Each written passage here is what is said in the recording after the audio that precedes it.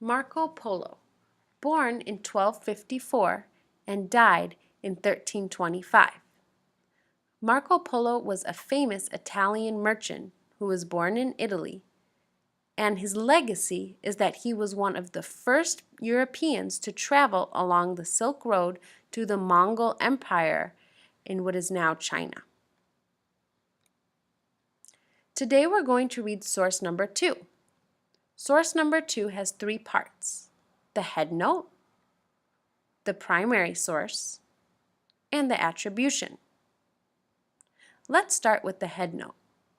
The purpose of the headnote is to give us background information we need to understand the primary source, or the words that were actually written a long time ago.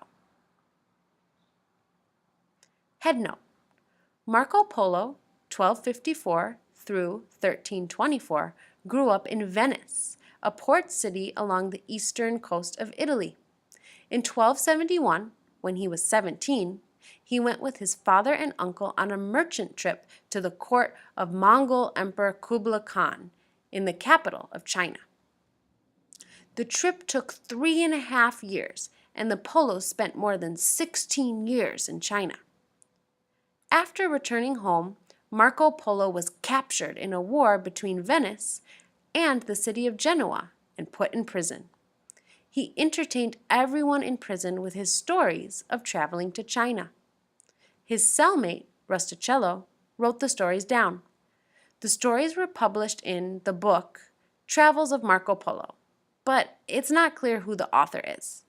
Below is one of the stories he told. Now let's read the attribution.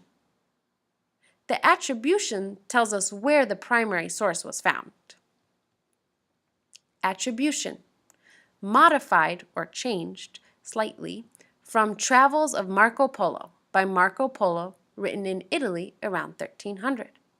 Here's a copy of a very old copy of that book.